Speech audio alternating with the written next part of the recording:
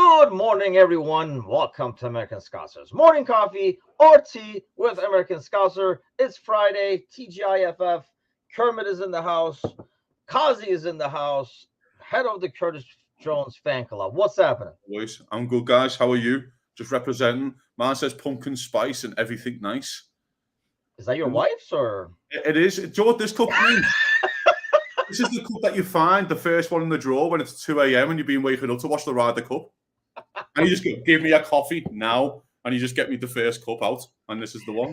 Some kind of a container for a cup of coffee. Normally that's how I am ever since this. At least on Monday. Now I'm a bit more conscious because, like, if it's Thursday, if I reach out, I'm like, well, Kermit is tomorrow, so I grab the guy next to it. So, Anand is here with us. It's another Friday. What's happening, man? Good morning, guys. I got my cup over here too. You know, we out here. We ready to go. Sorry, I didn't have time to make tea or coffee. I literally just woke up. That's nice. Did you sleep with the jersey or?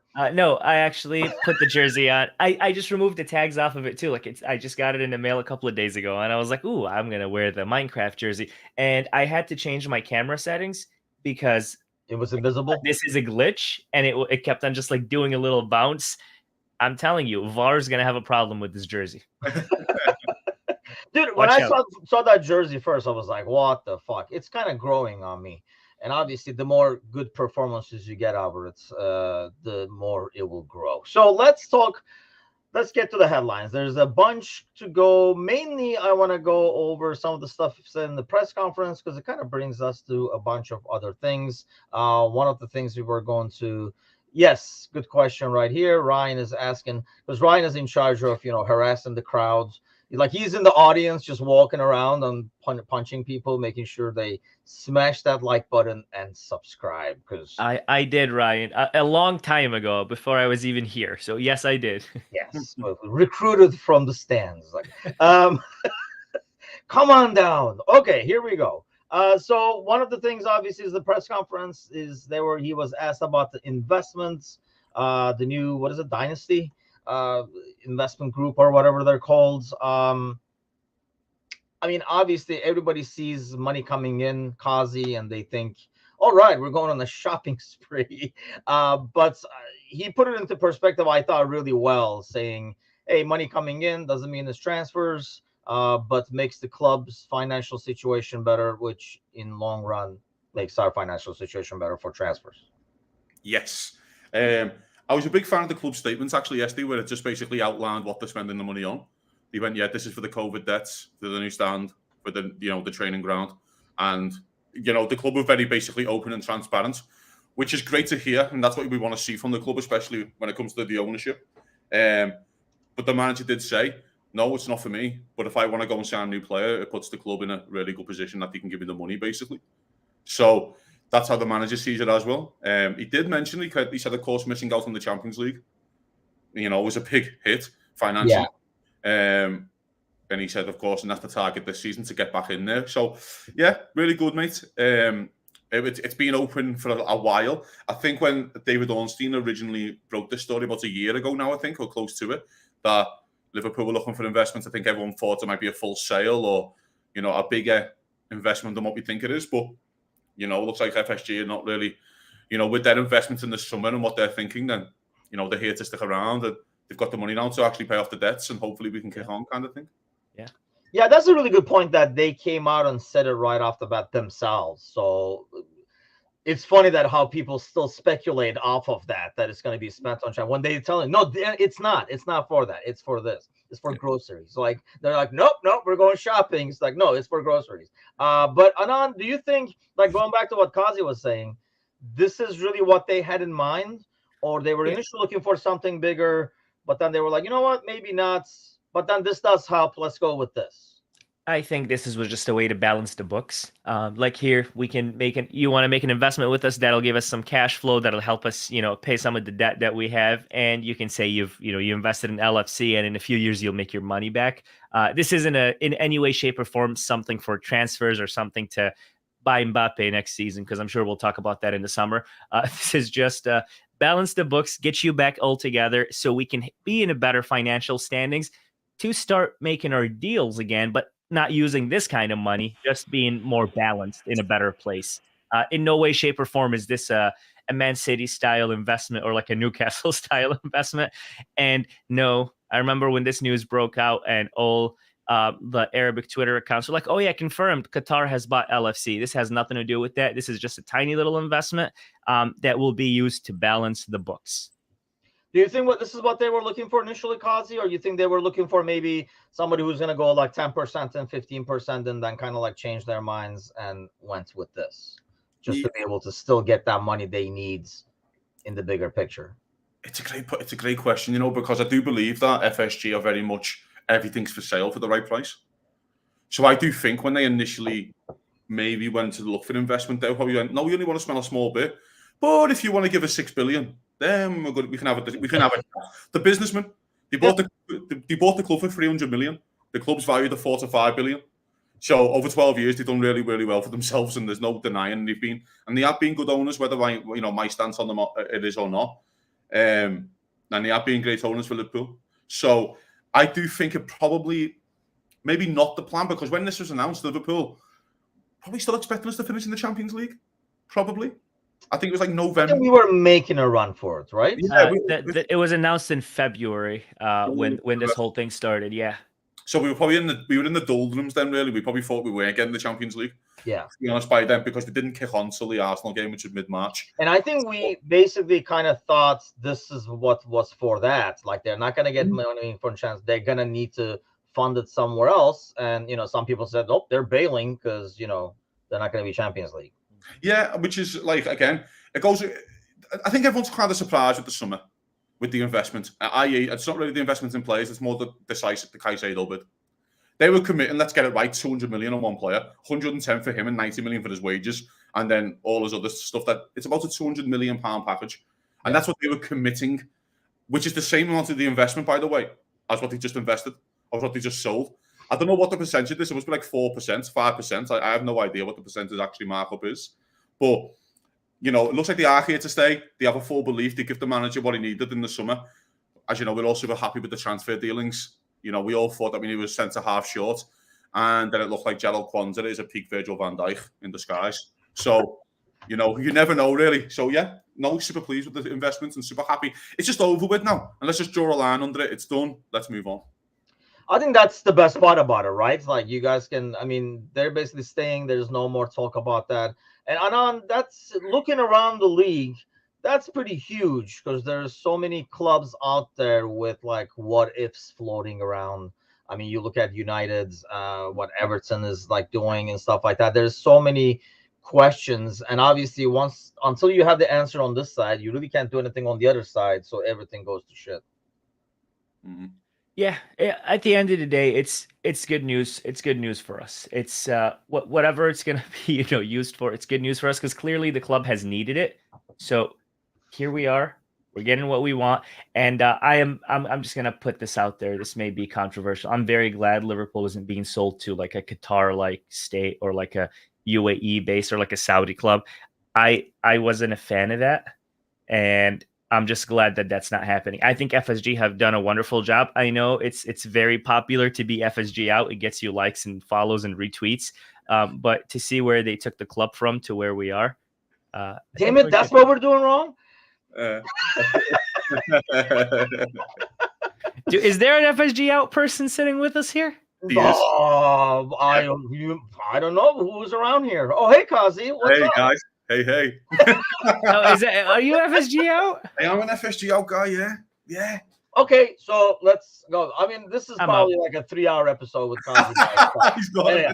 But okay, like you just said, they've been great owners and stuff. Yes. So why would you still be FSG out? I guess because I don't think they, for long term, can afford what they need to do now.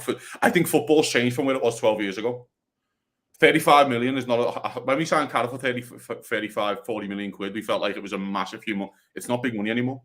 And I don't know if their constraints anymore can actually take Liverpool to the level where we have to be consistently year in, year out. Unfortunately, that's just the way of football.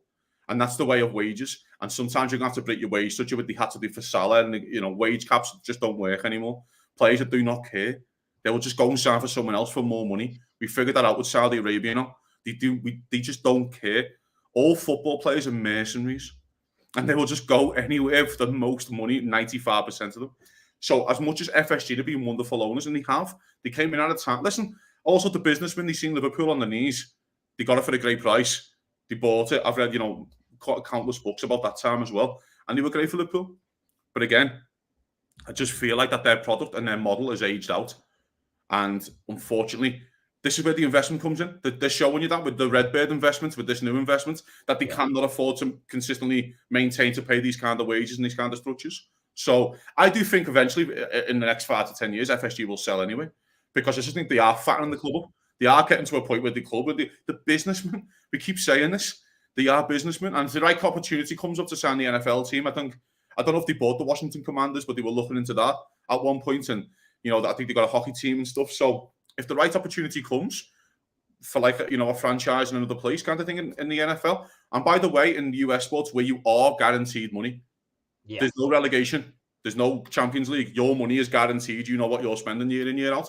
I think they will sell. Fantastic owners, but I think the model is aged out. So let me ask you, Kazi, would you want Qatar-like owners, or would you want like UAE-like owners, or what kind of owners are you? What's your ideal owners? I feel like that's the only thing that can compete with what you're saying. Like the new world that you're trying to compete with, sadly, is that world of. It has to be a government-backed ownership, and the only way to compete with that is to have one of those. Not necessarily. Not necessarily, because you look at Todd Bowley. Okay, he spent wrong. But you look at those kind of businessmen, yes, he's done it completely incorrect. I don't want to Todd Bowley at Liverpool. But he has the money, clearly, to spend on footballers. And he has a model in place where you can pay high-end wages. So there's other rich people out there who can buy Liverpool. Do I want to set a government-backed? No, I don't. Okay. So who am I to say, like, a rich guy from Dubai, because he's from Dubai, I can't say that. Do you know what I mean? That's just incorrect. Do I want a government-backed ownership? No. But if a guy from Dubai who's rich, who's not part of the government-backed, and he's not part of these kind of schemes, comes over and wants to buy Liverpool, then it is what it is. He's probably government backed. Yeah, of course, but you never know, do you? That's what I'm saying. It's very hard. I just don't like the blanket statements of, well, no one from Qatar, and you're like, well, there's no one from Saudi, because that's very much a red flag for me. I don't like to blanket a whole country. Do you know what I'm saying? I like to the persons about. Yeah, I mean, if you get like a Qatari billionaire that wants to buy the club, we're like, okay, we get Todd Bowley's an American billionaire, right? But we're like, no more American owners. Yeah, I get it. As long as the owner is smart spending, like that comment just said, yeah. Because I mean, Todd Bowley's a big jackass. He got on Twitter Spaces and they told him go buy this guy. He said okay, and then he started bidding for him. Like, what the flip? My point isn't I'm right as well. This is another part. If Liverpool are doing it smartly, we all felt like we'd been like a midfielder short last season. And I kind of said, I was very vocal in the Discord, and I don't mind saying it, just sign Eriksen on a free. Just get you out of jail. Just get your extra body in that you needed. We didn't do it. We were short of midfield. What happened. When Liverpool was short of centre-halves, you were like, just do one now. I think everyone forgets in that COVID season, I always go back to it. At Christmas Day, I think Liverpool top of the league. On Christmas Day. Liverpool was still playing. We beat Palace 7-0 just before Christmas. Yeah. And then, so Liverpool could have just signed a centre-half the 1st of January and went, we are going for this league title. We let it wait. I think Matip got injured mid-January against Spurs, and then we signed Kabak and Davis. And it was that kind of stuff which frustrated me.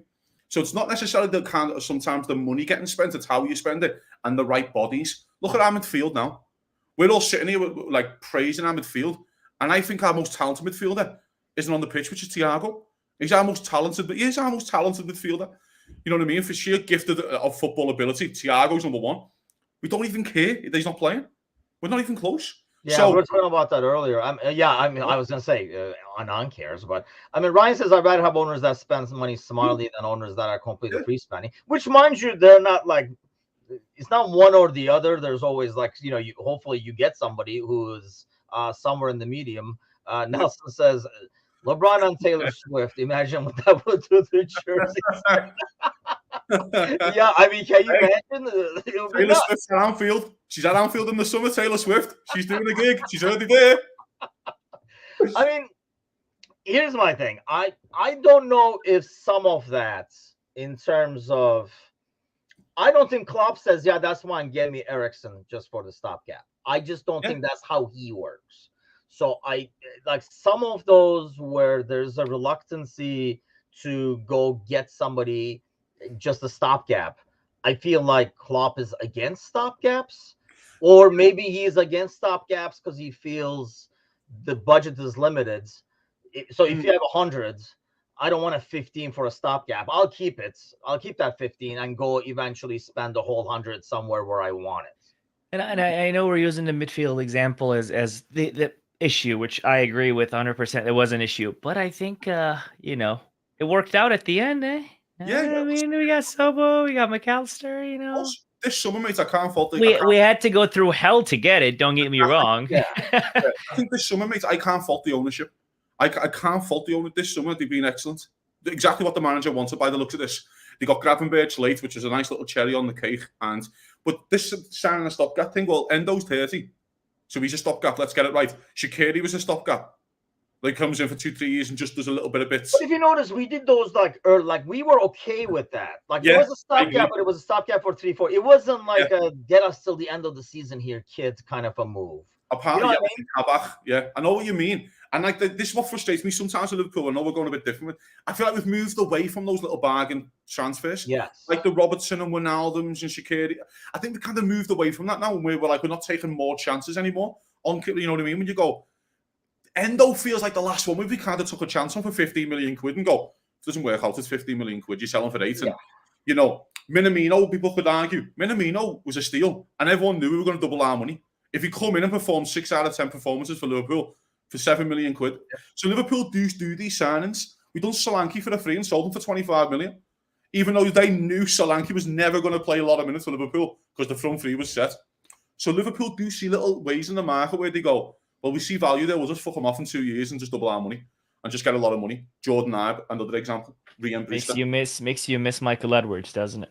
That's what I'm saying. So the manager has to adapt as well, Tim, because the manager has been wrong as well. I think on a couple of occasions with his transfers, he has got it wrong, and he has left them. I don't know if he's left himself short. I don't know if there's a discussion there, but I don't sometimes agree with when people come out about the manager, unless he's the only manager in the world who doesn't want to spend money. Every manager wants to spend money, surely. But everybody, okay, I agree. Every manager wants to spend money, but he comes across as the guy that doesn't want to spend money for the sake of spending money. Yeah, like he would quit if he was at Chelsea. He would quit. Yeah, and I just think he knows he hasn't got a lot, and he knows he can't afford many mistakes. I just think he has to be perfect a lot of the time in the transfer window.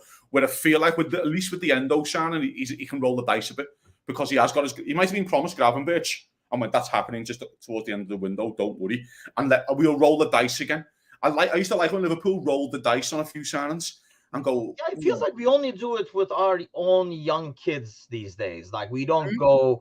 Because, I mean, I don't see even end of that. Because, I mean, by the time you decide to move on from him, he's going to be 32 or whatever. But we don't take a lot of risks on, like, $10, $15 million, 23-year-old, 24-year-old guys. No. We let the likes of Brighton roll those dices like wolves. And then we go to them afterwards and be like, oh, good call on that one. How about 60? And then, you know, try to buy it up of spending a lot more. But here's the thing. Do you think it's part of because the squad, for example, right now, the squad is so deep, right? If you get a guy, let's say for 50 million, you got a winger, right? Like let's say like the kind of guy we're talking about. Mm-hmm. He would play as much as possibly as Van Dijk. And then if you do that, obviously now you're not playing Van Dijk. When would you ever be able to play this guy when you already have depth? It almost feels like unless you do what, you know, like a lot of what City does and stuff like that is buy them and then loan them out somewhere else and like say, let's see, like we pay the money, then let's see what he does at Brighton or Wolves or whatever. Yeah, and I mean, I get that as well. I feel like, but say the front five's a bit difficult because they're usually all fit, apart from Diaz's injury last year. So they're usually all fit. But look at the centre halves, for example, a couple of years ago. We were still asking for the centre half in the summer until we found out again Jalal Kwanzaa was the best defender in the world. So, but because Gomez and Matip have had their injuries, that's why we were petrified because we've been burnt before. We got burnt at the midfield. Yeah. And you were like with Keita and Ox and that, where he couldn't trust them. See, that's why Liverpool fans are like in the summer, we're fucking like, oh my God, we're the centre half. And we were getting petrified. Let's get it right. We were shitting ourselves every day. We were checking Twitter, wanting a new link with a centre back going, please. But the trust came along. I agree with you. We should take more £15 million chances on players. Centre halves where you can look around the league and go, you can just do me a job. Just do me. I look at, for example, at Kilman at Wolves. Yeah, I'm a big fan of him. If Wolf goes down this year, how much does he go for? 20 million for the 20. You know what I mean? Matip's on a free this year, so Matip will probably leave. Just go and do a Kilman for 20 million. Like that's sometimes I feel like Liverpool could do, but we have moved away from that. But early on in Klopp's reign, when Michael Edwards is there and he was in his pomp, Michael Edwards, the Robertson again, Wijnaldum, Shaqiri, these type of players, we did used to do that. I don't know why it moved. I don't know why it's changed. Is it because we were, I don't want to say desperate, but we were in a full rebuilding mode on where we needed a lot of bodies. So you had to roll the dice a lot more and go after those. Whereas now you look at the squad, I mean, there's so many people that you're not replacing him kind of a thing where you're going to get somebody that has to be a key part of the squad. So obviously the price tag is higher.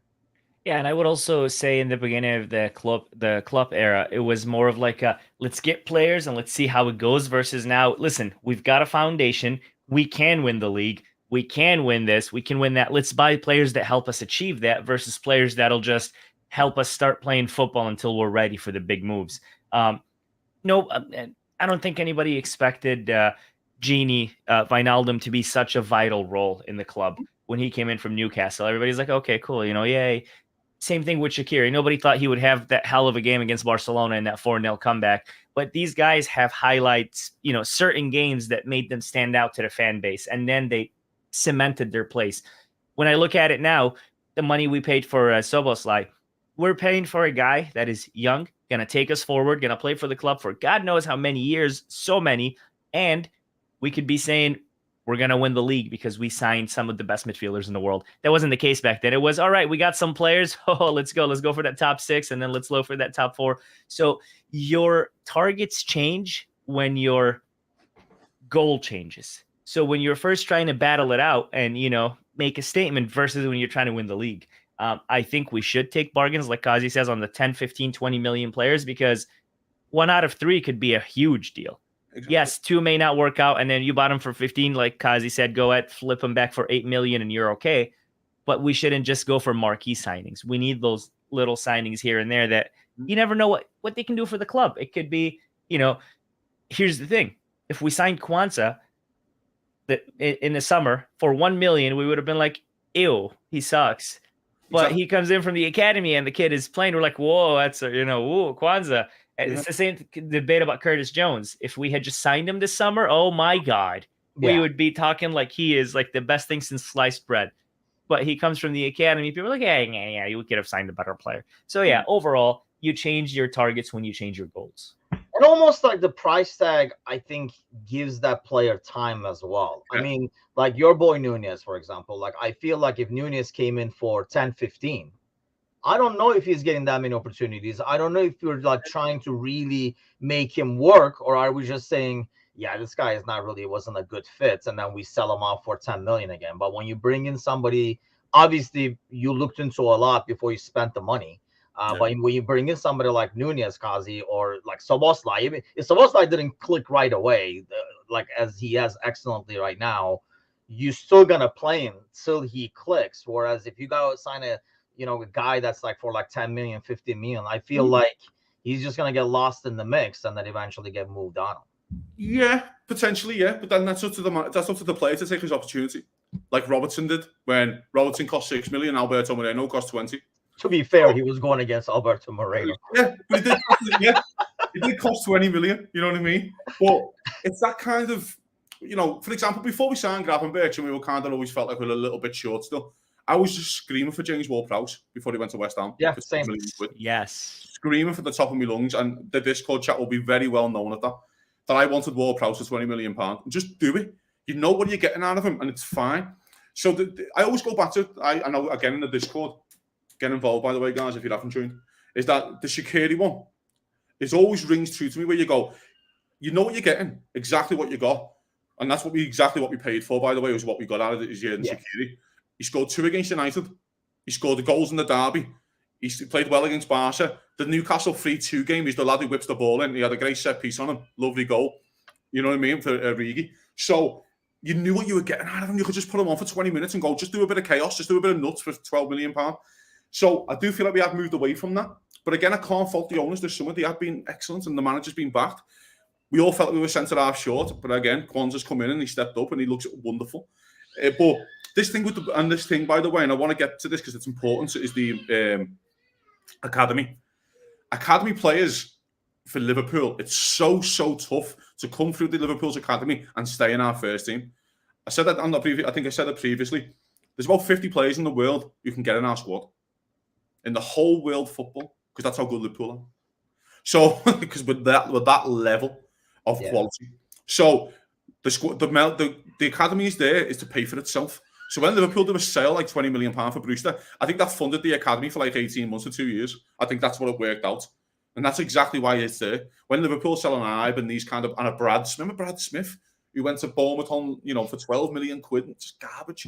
So that's what the academy's there. And then look, hopefully every 5 years you get that Curtis Jones. And you go, oh yeah, but now we've got that £80 million player, £70 million player valuation. Okay, and that's what the academy's for. But the academy has to pay for itself. It cannot keep coming out of the club funds. Liverpool have to sell these academy kids. When we all signed that Polish kid, that Musilieski, I can't even pronounce his name. Polish Messi. The Polish Messi. And we all thought, oh, he's going to be the one. No, actually, it was Cade Gordon who was getting minutes. Yeah. It's now Ben Doak who was getting minutes. Cade Gordon's been out for a year, unfortunately. Ben Doak is getting minutes, and this kid hasn't even made the bench, I don't think, for the game. I don't think so, no. No, so this kid will probably get fucked off for £8 million. I think he was injured when we did the kids, if you will. I think he was injured at the time, so he did in future. But yeah, we never really saw. Exactly. And so you get that's what the academy's there for. And as Anand said, if you do get your Curtis Jones coming through, okay, you just saved me 70 million quid because that's how much you would cost in today's market. Yeah, that's what the academy's there for. Yeah, and I think overall we do well with it. I think one thing that in the long run I would like to see us do is probably do like the investment we're talking about. Get some guys who are 10, 15 and just loan them out. Do what the others do. Loan them back to the team they're in, or loan them to somebody in the championship, loan them to somebody in the Premier League.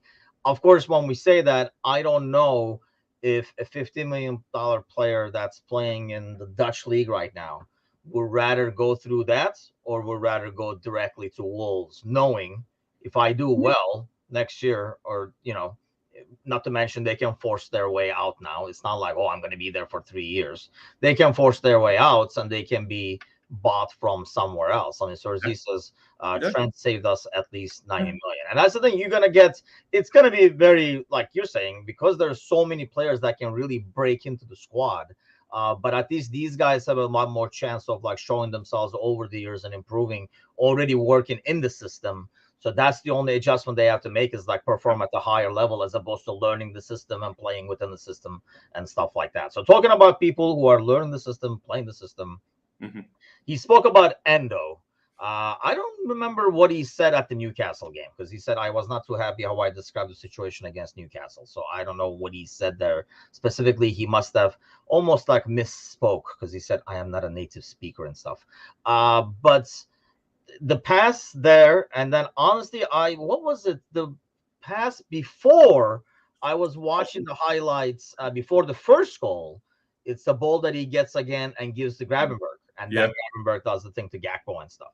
So I was kind of like P. We were talking about it. We went on air. I don't know if you watched the game on live, but it felt like the fans were giving him more crap than anybody else, and it felt like he was a little uncomfortable. But I thought overall he played well, especially in the second half when he got pushed up a bit more, like Kazi was saying in the post-match.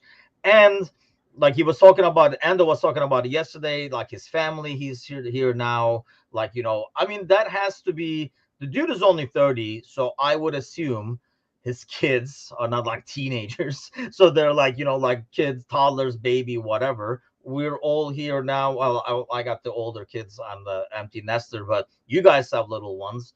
I mean, it has to be extremely challenging, regardless of what you're a professional, how much you're getting, to be away from all that for a month. Just imagine being away from your kid for a couple of days on a business trip, it gets Yeah. weird. So And imagine doing that long And term. then for somebody like Endo, it's a whole, changing culture, leaving Germany, going to England, going to Liverpool, So it's all a change for him. And I think his Newcastle performance wasn't up to par. And I think we talked about that a few times. But his last performance, he was great. He was good on the ball. His passing was very good distribution of the ball. He won the ball back when needed. I thought he did well. And I think as we progress in the season, Endo is going to play more and he's also going to perform better. So I actually think Endo, initially we thought it could be like a one season kind of thing, but I think he's here to stay for a few years. Maybe next season and the one after he won't be your main, starting six. But I think this year he's eventually going to work his way into that position because the guy can do it. The guy can do it. He's a very talented footballer, but it takes time to settle into a new club, especially when you were signed like Endo.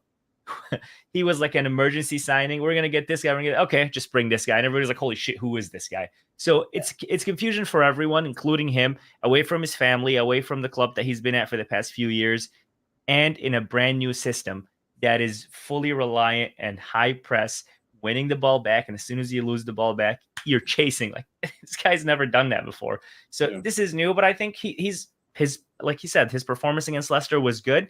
And I think that's one to build on and keep him in that starting position as we get later stages in the season. Yeah, I mean, Chris says he looked decent against Leicester. And I thought, I mean, like I say, going back and watching the highlights, a lot of our attacking situations come from like a tackle he wins and like puts into play. The only thing I saw, Kazi, and especially in the first half, is, I mean, it just shows that sometimes lack of confidence and maybe lack of communication where he would receive the ball with all day. Like normally when somebody's getting that ball, you would be like all day, like, you have time or you can say turn or whatever to that guy. Either he wasn't getting the communication or he did not know where he was at and he was too worried. A lot of times, somebody like Thiago probably turns around with that ball and does something with it right away.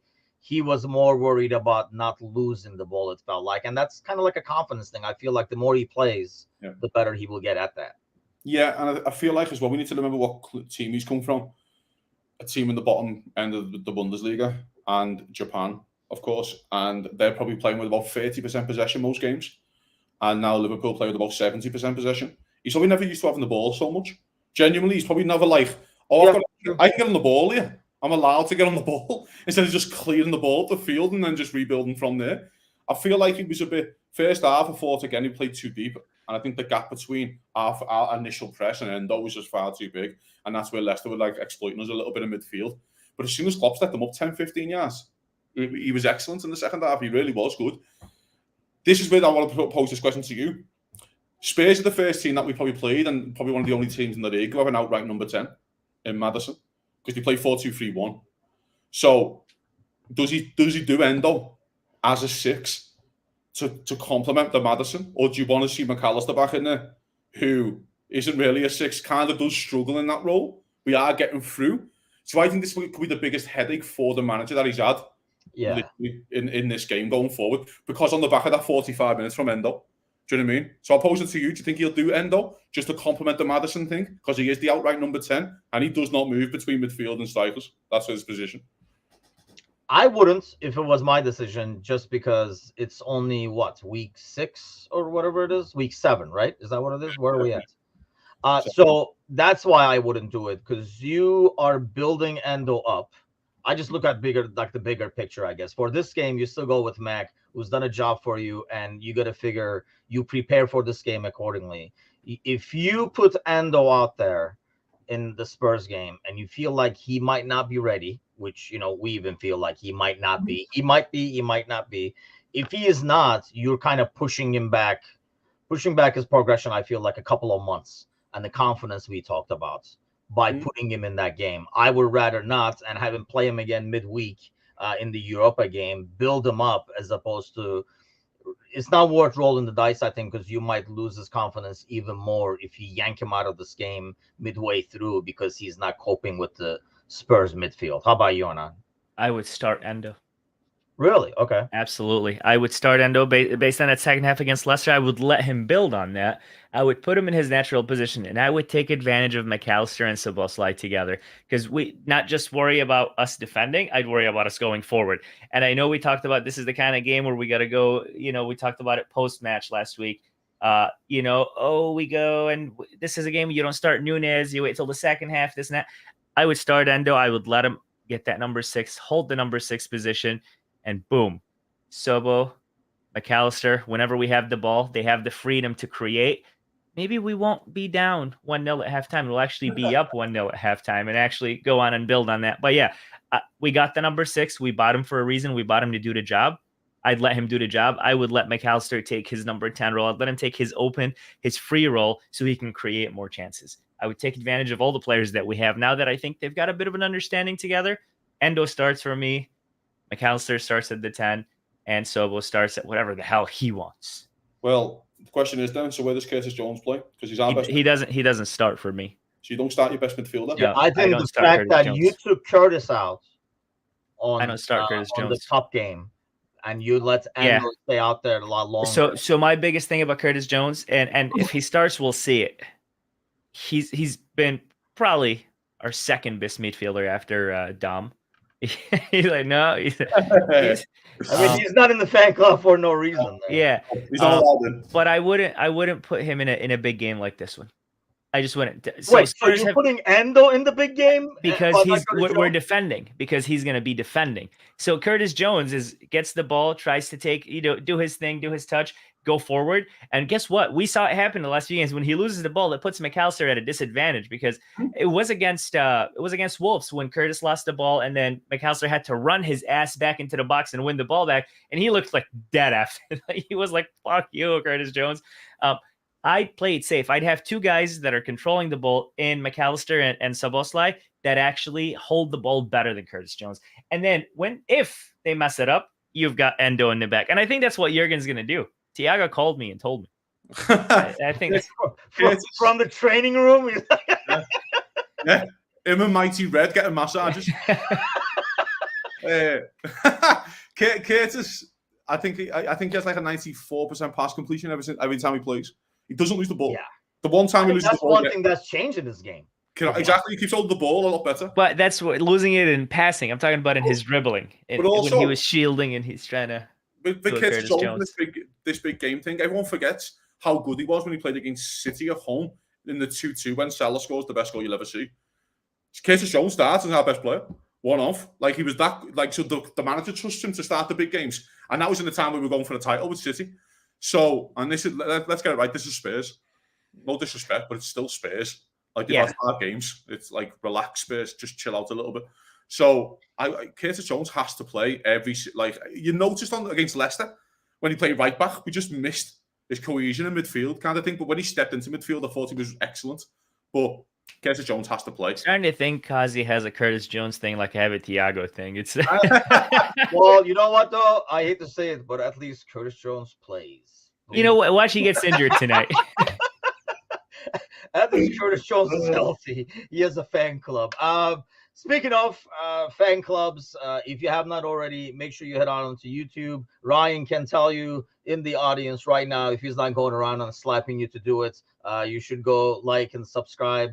Definitely give us a like as well. It goes a long way. And subscribe. And more importantly, pass the words. There's today and tomorrow. So 1 day left on this thing. Spread the word. Help us get this jersey to a lucky winner that's not named Timothy Uras. Okay, injury updates. Speaking of, Thiago's still out. Connor's still out. The most important part over here, we knew all those. The most important part over here is Trent trained yesterday normal, will train today normal. And then he says we have to make a decision. It looks like he'll be in the squad and play. Stefan had a little setback. That kind of scares me, to be honest with you. This is what we were kind of worried about. That he might have like that thing lingering. The rest of it, we kind of knew there's no news there. But Trent, I'm assuming Kazi, just the way that's worded, he might be in like we're lucky to have him in the squad and be able to come in maybe like 20 minutes to go or 30 minutes to go or something like that.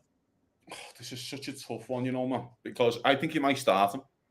I just think he's had 2 training sessions, and I still think you might start him for the sheer fact of it's this big game. Again, if it's Luton at home, I don't even think he's in the squad.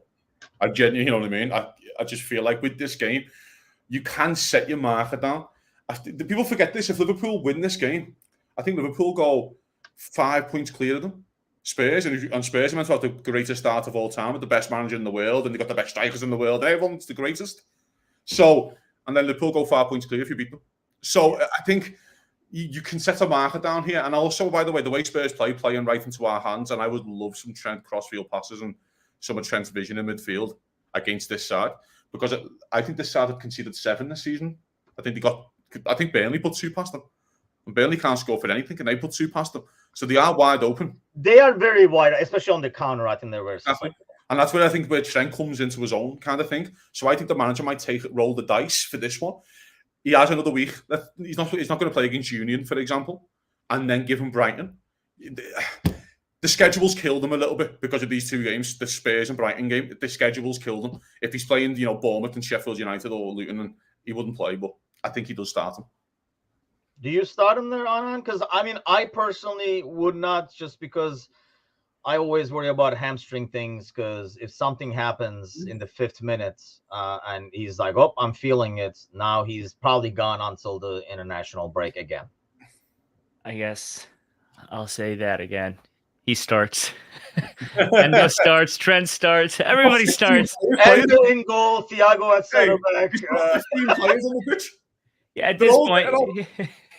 No, I think he's had 2 or 3 training sessions. I think he's good to go. And I still stand behind my conspiracy. He wasn't injured. He just didn't want to play for England. For a month? 3 weeks. Oh, no, it doesn't have 3 weeks. Very sound conspiracy theories. 3 weeks. It hasn't been 3 weeks. It's been a month, hasn't it? It's been 3. No, he played 2 weeks. Wait, what? When did he last play?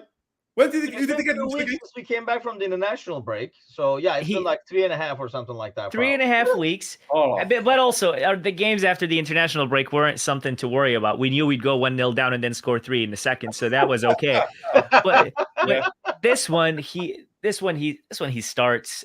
He's okay. He said, okay, let me see. Yeah, no England games. We're good to go, lads. I'm just glad we don't have Anand as the manager, because it looks like he'll be in front of the locker room. Anybody who walks in, he's like, yeah, you're starting. Thiago would be playing on a wheelchair in that middle of the field. I'll tell you that. Thiago behind Virgil van Dijk waiting for kickoff. Run! First come, first serve. I think you should have been here earlier. But I'll tell you guys, the reason why I think he starts is we know Jurgen takes those risks in games that he wants to win. And I think Kazi made a really good point. We beat Spurs. We go 5 points clear, and this is the best Spurs team we've seen. This is a title contender. I'm not gonna say that's too early, right? But we may have just slashed another title contender that's battling us, not just us. So we get them out the way. We get Brighton next, and then we got Everton next. So 1 decent team, 1 relegation battle team. So we should be okay. I'd start Trent and rest him in the Thursday game, and then go back again on Brighton. Mm-hmm. I think I'm the same. And I'd start Nunes. You're starting Trent as well? I'll start Trent. Yeah, I'll start Trent. Definitely. There goes my assistant manager right there. We're playing all the injured boys. Yeah, great. And then, the Thiago is like, great, more friends for me in here. It's because it's such a big game. It is. And by the way, I think if it was the 12:30 kickoff, it might be interesting for the manager. But I think if the manager can have a good look at him in the afternoon and have a really good decision. Yeah, that's fair. Do you know what I mean? So. And I hate that we're considering the Spurs game such a big game, because it really, really isn't. But the hype that the Edge Ball and the Spurs are getting makes me just want to go out there, beat the shit out of them, and just never talk about them again. I worry about them because they can score. Yeah, I'm just annoyed because they got James Maddison. Why didn't we? I'm still pissed about that. See, I'm not.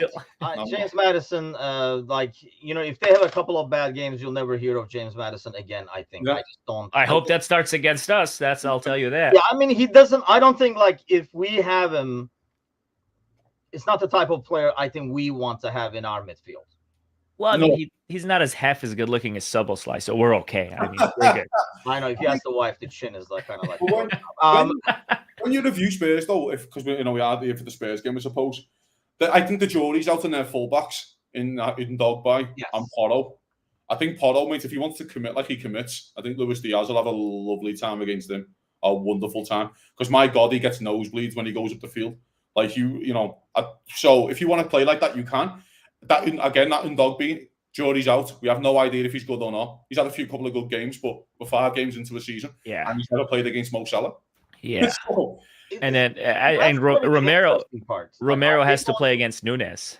Exactly. Are they going to play like they play against everybody else and say this is how we roll? Or are they going to say, yeah, there's Diaz on one side, Mo on this side. Why don't you guys sit back a little bit and let's not go crazy? I want to see, having seen the manager so far and heard him talk, I feel like they go like they normally do. And that's why I think Chris was saying in the comments earlier, this is like a 3-2, 4-3 kind of a game for me, because I think they'll score 3-1. You're going with the Timuchin special, huh?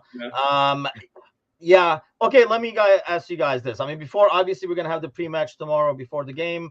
We're actually going to have our tactics guy, Harry, on there too, to give us some actual technical background on the whole shebang.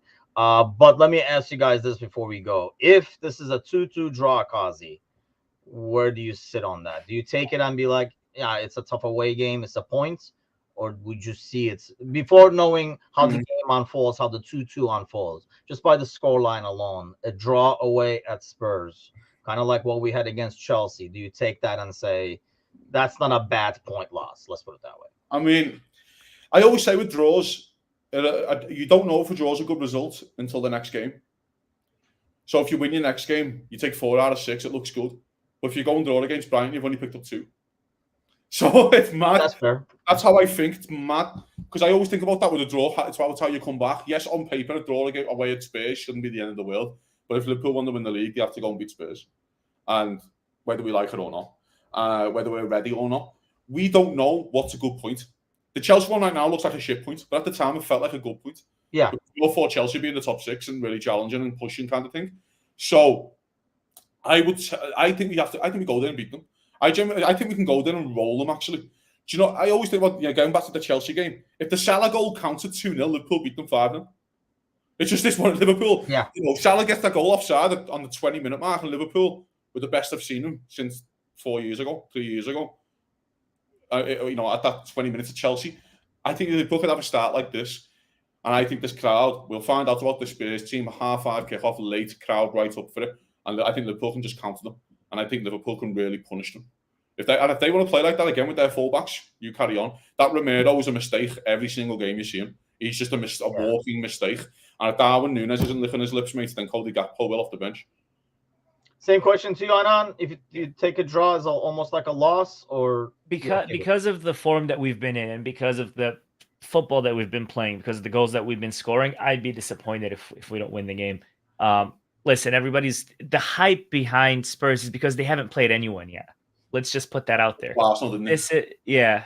That's it. And even then, Romero decided, fuck it, let's do the usual. So we go in there, we play the football that we've been playing. We get a couple of goals, no reason why we shouldn't win. My biggest concern isn't us scoring goals. My concern is going to be us conceding goals. I am still shaky about our back line. I'm still shaky about the mistakes that we're seeing. But I think you go out there with the same attitude, with the same lineup that we played the last few games. I would start. I know we had this conversation. I would start Núñez just because Romero is an absolute clown. Yeah. And Núñez, just looking at him, he's going to be like, oh my God, yes. This is going to be a blasty blast. So I'd say we take this at 3-1. I saw somebody in the comments say 3-2. I could see us conceding a last-minute goal to make it a 3-2. But based on our record against Spurs in the last few seasons and the way we started this season, no reason why we shouldn't win this game. A draw would be a disappointment for me. Either way as well. And, I know we're going to probably wrap it up in a second. This is the same Spurs team who were losing to Sheffield United. And took the last 2 minutes to win the game. So this is also, again, a side who conceded 2 at Burnley. I've watched nearly every Burnley game, unfortunately, for my own sins. It doesn't look like they can score ever, but they still put 2 past Spurs. So I really do think, and by the way, yes, they played Arsenal, and they did really well against Arsenal, but I think if Declan Rice would have stayed on the pitch, it might have been a different game. Arsenal are also shit. I'll just put that out. There's also a point of that as well, where Arsenal just don't score enough goals.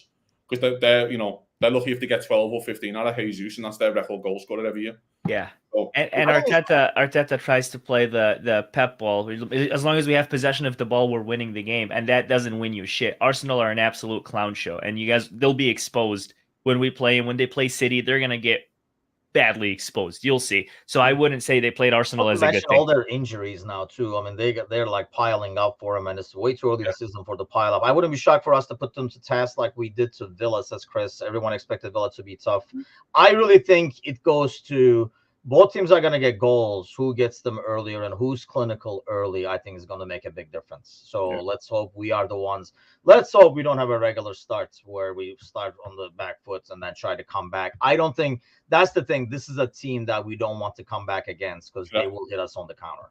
So I just hope we are clinical early. And like Chris says, if the key to that Villa game was the early goal, I think when we score the early goal, we are extremely dangerous because we're going to take care of that space with Nunez, Diaz, and Mo.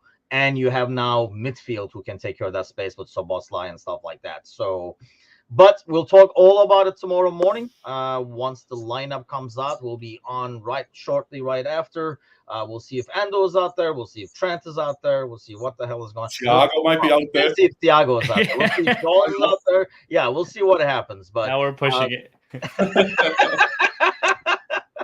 But we'll see you guys tomorrow. Have an excellent Friday. Take care, guys.